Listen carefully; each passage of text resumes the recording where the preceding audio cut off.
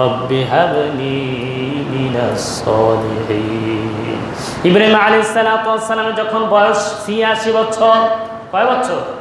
৮৬ বছর বয়স। ওই সময় আল্লাহ রাব্বুল আলামিনের কাছে দোয়া করতেছেন, রব্বি হাবলি মিনাস সালিহিন, আল্লাহ একটা নেক সন্তান আমাকে দান করেন। এই জন্য আমাদেরকেও দোয়া করতে হবে আল্লাহর কাছে, রব্বি হাবলি মিনাস সালিহিন, আল্লাহ যখন আমাকে সন্তান দিবেন অবশ্যই আমাকে আপনি একটা নেক সন্তান দান করবেন। কি করতে হবে? কার কাছে দোয়া করতে হবে? আল্লাহর কাছে দোয়া করতে হবে।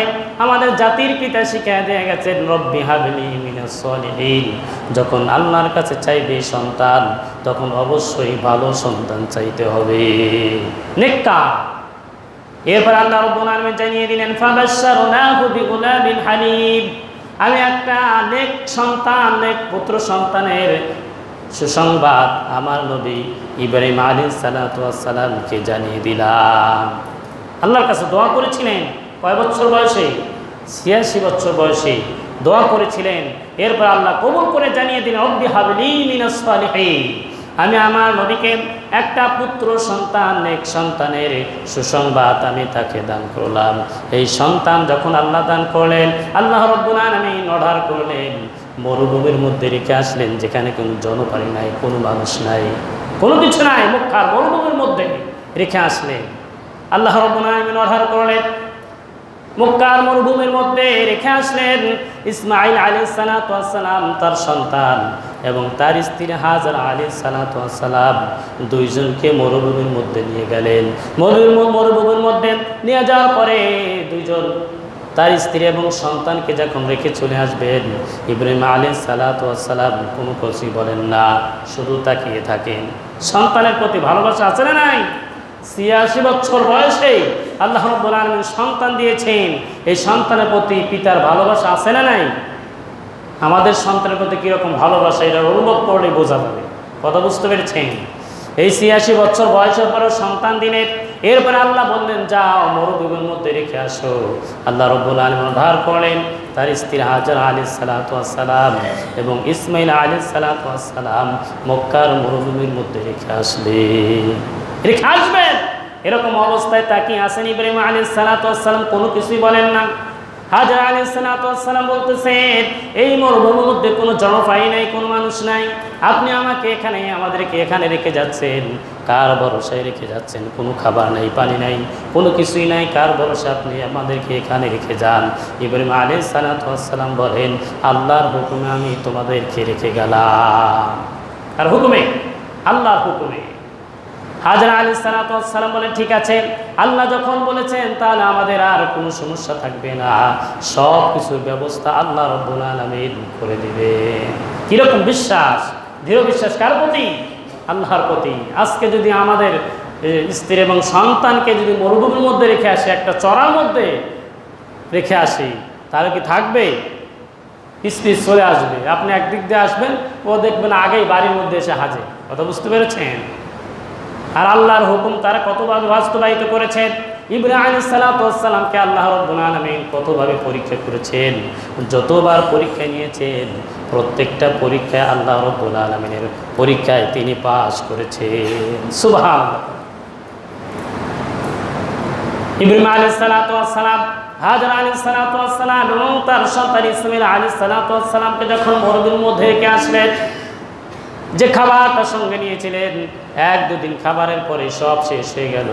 এখন পানির তৃষ্ণা তো এত বেড়ে গেছে, হাজরা আলাইহিস সালাতু ওয়াস সালাম দৌড়াদৌড়ি করতেছেন মরুভূমির মধ্যে, বালির মধ্যে আপনি তাকাবেন, দূরে থেকে যাবে ওখানে পানি আছে, এরকম অবস্থা মনে হয় না? যেখানে মরুভূমি, বালি ধুধু করে, দেখবেন যে ওখানে মনে হয় সামনে আগেলেই পানি আছে। হাজরা আলাইহিস সালাতু ওয়াস সালাম বুঝতে পারলেন মনে হয় একটা আগালেই পানির মধ্যে দেখা যায়, ওখানে গেলেই পানি পাওয়া যাবে।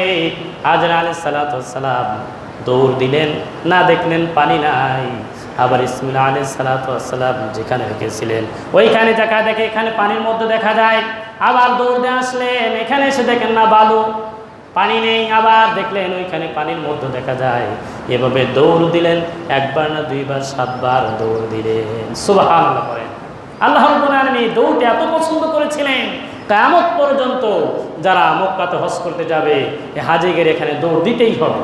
কি করতে হবে? দৌড় দিতে হবে, না দিলে হজ হবে না। আল্লাহ বলেন কত পছন্দ করতেছে। এরপরে যখন দৌড়াদৌড়ি করতেছেন, আল্লাহ রাব্বুল আলামিন আসমান থেকে দেখলেন জিবরাইল আলাইহিস সালাতু ওয়াস সালাম ফেরেশতা আসলেন। ইসমাঈল আলাইহিস সালাতু ওয়াস সালাম যেখানে পায়ের গুড়ি দিচ্ছেন, লাথি মারতেছেন মাটির মধ্যে, জিবরাইল আমিন ফেরেশতা ওইখানে কূপের ব্যবস্থা করে দিলেন। কি কূপের ব্যবস্থা করে দিলেন। পানি আজকে মক্কা মদিনায় যে পানিটা খায় হাজী সাহেবরা নিয়ে আসে, জমজম কূপের পানি। হাজী আলাইহিস সালাতু ওয়াস সালাম দেখলেন এখানে পানির ব্যবস্থা হয়েছে। ওই সময় তিনি বলতেছেন জাম, মানে থাম। পানিকে বলতেছে কি? জাম, জাম মানে থাম, যাস না। ওইখান থেকে কি হয়েছে? জমজম কূপ হয়েছে। কি হয়েছে? জমজম কূপ হয়েছে। হাজী আলাইহিস সালাতু ওয়াস সালাম চতুর্দিকে বাড়ি দিয়ে বেড়া দিলেন, পানিকে ঠেকানোর চেষ্টা করতেছেন। ওইখানে হাজী সাহেবরা যায় এবং তারাও পানি খায়, বিভিন্ন দেশের হাজিরা নিয়ে যায়। কি পানি? সব পানি বসে খাওয়া সুন্নাত। সব পানি কি? বসে খাওয়া সুন্নাত। একমাত্র জমজম কূপের পানি দাঁড়িয়ে খাওয়া সুন্নাত। সুবহানাল্লাহ। বলে বরকত আছে না নাই? অবশ্যই আছে।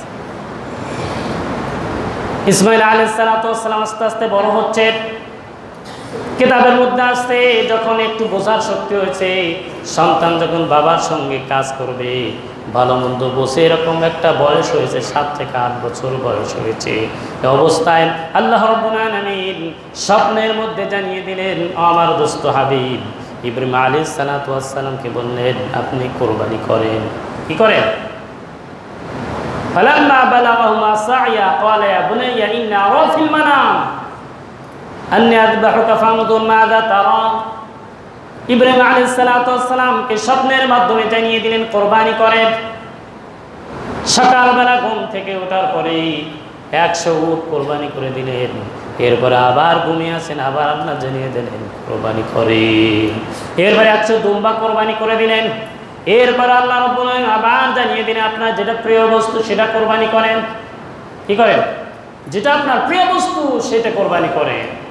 ইব্রাহিম আলাইহিস সালাতু ওয়াস সালাম বোঝার আর বাকি রইল না, আমার এই দুনিয়ার মধ্যে আমার সন্তান আমার চাইতে সব চাইতে আপন, সব চাইতে মহব্বতের ভালোবাসার জিনিস। সুবহানাল্লাহ। এবার রেখে আসছিলেন মরুভূমির মধ্যে। ইব্রাহিম আলাইহিস সালাতু ওয়াস সালাম চলে গেলেন সেই মরুভূমির মধ্যে, যে দেখলেন আমি যেইখানে রেখে আসছিলাম একাকে রেখে আসছিলাম, এখন দেখি চতুর্দিকে অনেক বাড়িঘর হয়ে গেছে, অনেক বাড়িঘর হয়ে গেছে। অনেক লম্বা ঘটনা, যেন সময় নেই, যেন সংক্ষেপে বলতেছি। ইব্রাহিম আলাইহিস সালাতু ওয়াস সালাম এরপরে চলে গেলেন। হাজরা আলাইহিস সালাতু ওয়াস সালামকে যে বললেন আমার সন্তানকে সাজিয়ে দাও, আমি একটু বেড়াতে নিয়ে যাব। নিয়ে যাব? বেড়াতে নিয়ে যাবে, কিন্তু আসলে কোরবানি করার জন্য নিয়ে যাবে। কথা বুঝতে পেরেছেন? সন্তানকে যখন এত বছর বয়সে পেয়েছিলেন, আবার আল্লাহ রাব্বুল আলামিন চেয়েছেন কোরবানি দেওয়ার জন্য, এজন্য মনের মধ্যে কষ্ট আছে না নাই? আমরা কি দিতে রাজি হব? না, বলবো যে এত বছর পর সন্তান আল্লাহ দিয়েছেন, যা হয় হবে, কোরবানি করার জন্য। কথা বুঝতে পেরেছেন? মরার পরে যা হয় হবে, কিন্তু ওই দুনিয়ায় আর কোরবানি করবো না। আমরা হলে কিন্তু এটাই বলতাম, কিন্তু আল্লাহ রাব্বুল আলামিন অর্ডার করেছেন। চলে গেলেন, সন্তানকে সাজিয়ে দিলেন। হাজরা আলাইহিস সালাতু ওয়াস সালাম সাজিয়ে দিলেন। আব্বা ইব্রাহিম আলাইহিস সালাতু ওয়াস সালাম সন্তানকে নিয়ে আসতেছেন। শয়তান চলে গেলেন, উপস্থিত হলেন। হাজরা আলাইহিস সালাতু ওয়াস সালামকে বললেন আপনি আপনার সন্তানকে যে দিলেন, আপনার সন্তানকে তো ইব্রাহিম জবাই করবে। কি করবে? জবাই করবে। একবার, দুইবার, তিনবার বলেন না, কাজ হয় না। এরপরে বলতেছেন, শয়তান বলতেছেন আল্লাহর হুকুমে ইসমাঈল আলাইহিস সালাতু ওয়াস সালামকে জবাই করবে। এরকম বলার পরেই আল্লাহ রাব্বুল আলামিন এরকম জানিয়ে দিলেন। হাজরা আলাইহিস সালাতু ওয়াস সালাম যখন শুনলেন আল্লাহর হুকুমে, শয়তানকে কম করে নিক্ষেপ করলেন, ঢেল মারলেন, ছুড়লেন। ওইখান থেকে কি হয়েছে? শয়তানকে ঢেল মারে, আসে না নাই? হাজী সাহেবরা যখন হজ করতে যায় ওইখান থেকে শুরু হয়েছে। শয়তানকে ঢেল ছুড়লেন, যাক আল্লাহর হুকুমে যখন তার পিতা সন্তানকে জবাই করবে আর আমার কোনো সমস্যা নেই, আল্লাহ যেহেতু চেয়েছেন আর কোনো সমস্যা নেই। যখন ওখানে স্থান পাইল না, এরপর রাস্তার মধ্যে চলে এসে ইসমাইল আলাইহিস সালাতু ওয়াস সালামকে ধরলেন, তুমি তোমার পিতার সঙ্গে আব্বার সঙ্গে যাচ্ছ, তোমাকে কিন্তু তোমার বাবা কোরবানি করবে। একবার দুইবার তিনবার বলছেন না, কাজ হয় না, আবার বলতেছে আল্লাহর হুকুমে তোমাকে কোরবানি করবে। ইসমাইল আলাইহিস সালাতু ওয়াস সালাম বললেন, সমস্যা নেই, যখন আল্লাহর হুকুমে আমাকে কোরবানি করবে অবশ্যই আমি রাজি আছি। ফানদুর মাযা তারা, ইব্রাহিম আলাইহিস সালাতু ওয়াস সালাম বলতেছেন তোমার কি অভিমত, সন্তানকে অভিমত জানতে চাচ্ছেন। সন্তানকে যখন শুনলেন, ইসমাইল আলাইহিস সালাতু ওয়াস সালাম বলতেছেন আব্বা আমার কোনো সমস্যা নেই, আপনি যখন আল্লাহর হুকুমে আমাকে কোরবানি করবেন আমাকে শোনার আর কোনো দরকার নেই, আমাকে প্রশ্ন করার দরকার নেই। ফানদুর মাযা তারা قال أبت فعل ما تؤمر ستجدني إن شاء الله من الصابرين, অবশ্যই আপনি আমাকে ধৈর্যধার ব্যক্তি হিসাবে পাবেন, আমাকে ধৈর্যশীল ব্যক্তি হিসাবে অবশ্যই আমাকে পাবে। কি কথা, যেমন মা তেমন সন্তান, কথা বুঝতে পেরেছেন? যেমন মা তেমন সন্তান। নিয়ে গেলেন মিনা বাজারে, কোরবানি করবেন, প্রস্তুতি নিচ্ছেন। ইসমাইল আলাইহিস সালাতু ওয়াস সালাম এখানে তিনটা কথা বলেছিলেন। কয়টা কথা? তিনটা কথা বলেছিলেন। ইব্রাহিম আলাইহিস সালাতু ওয়াস সালাম কি বলেছিলেন আব্বা আমাকে যখন আপনি কোরবানি করবেন, এই কোরবানি করার পরে আমার গায়ে যে জামা থাকবে এই পোশাকগুলো আমার মায়ের কাছে আপনি জমা দিয়ে দিবে। কি করবে? এই পোশাকটা আমার মায়ের কাছে আপনি জমা দিবেন, যাতে করে আমার মা আমার পোশাকটা দেখে একটু মনে সান্ত্বনা পায়। এরপরে দ্বিতীয় কথা বললেন, আব্বা যখন আপনি আমাকে কোরবানি করবেন আমার হাত পা আপনি সুন্দর করে বেঁধে নেবেন। কি করবেন? আপনি সুন্দর করে বেঁধে নেবেন, কারণ আমার জীবনের শেষ মুহূর্তেও আমি যেন আপনার সাথে বেয়াদবি না করি, আমি যেন কোরবানির সময় আমার হাত পা দিয়ে আপনাকে সরিয়ে না দেই, গায়ে লাথি মারতে পারি, এজন্য আমার হাত পাকে আপনি সুন্দর করে বেঁধে নেবেন। তৃতীয় কথা বললেন, আব্বা যখন আপনি আমাকে কোরবানি করবেন আমাকে উপর করে শোয়া দিবেন। এইভাবে শোয়াবেন না, কারণ যখন আপনি আমার চোখের দিকে তাকাবেন, আমার চোখ যখন আপনার দিকে একটা নজর করে যাবে আল্লাহর হুকুম থেকে আপনি বঞ্চিত হতে পারেন। কারণ একটা মায়া সন্তানের প্রতি আছে না নাই? একটা মায়া সন্তানের প্রতি আছে, এজন্য এই মায়ার কারণে আপনি কোরবানি থেকে বঞ্চিত হতে পারেন, আল্লাহর হুকুম থেকে আপনি বঞ্চিত হতে পারেন। এজন্য আমাকে উপর করে শোয়া দিবেন, এরপরে আপনি কোরবানি করে দিবেন। এই তিনটে কথা বলেছিলেন, তিনটে কথাই পালন করলেন। শোয়া দিচ্ছেন, উপর করে শোয়া দিলেন, ছুরি চালাচ্ছেন। আর একটা কথা বলেছিলেন, আব্বা যখন আপনি আমাকে কোরবানি করবেন যেই অস্ত্র দিয়ে যেই ছুরি দিয়ে আপনাকে আবার কোরবানি করবেন এটা যেন অত্যন্ত তীক্ষ্ণ ধারালো হয়। কি হয়? অত্যন্ত ধারালো হয়, আমার যেন কষ্ট না হয়। এজন্য পশু জবাই করতে কি করতে হবে? ছুরি যেটা দিয়ে আপনি জবাই করবেন ওটা যেন সুন্দর ধারালো হয়, যেন পশুর কষ্ট না হয়। কথা বুঝতে পেরেছেন?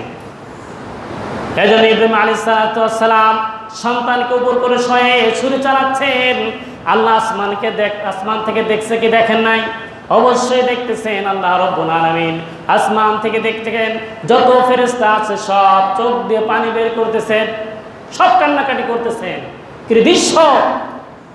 পিতা সন্তানকে জবাই করে, এসে কষ্ট আছে না নাই? মনের মধ্যে কষ্ট আছে। আসমান থেকে সব ফেরেশতা কান্নাকাটি করতেছে। আল্লাহ রাব্বুল আলামিন মতো অবস্থায় জিবরাইল আমিন ফেরেশতাকে জানিয়ে দেন, যাও আমার দোস্তকে যেই পরীক্ষার কথা আমি বলেছিলাম অবশ্যই আমার দোস্ত পাস করেছে, সন্তানকে আর কোরবানি করতে হবে না। সুবহানাল্লাহ। জিবরাইল আমিন ফেরেশতা আসমান থেকে একটা দুম্বা নিয়ে আসলেন। কি নিয়ে আসলেন? একটা দুম্বা নিয়ে আসলেন। আর বলতেছে আল্লাহু আকবার, আল্লাহু আকবার। এই যে আমরা আয়াত তাশরিক করি না, এ তাশরিক এইখান থেকে শুরু হয়েছে। যেখানে কোনো জনপ্রায় নেই, মানুষ নেই, মরুভূমির মধ্যে কোরবানি করতেছেন। ইব্রাহিম আলাইহিস সালাতু ওয়াস সালাম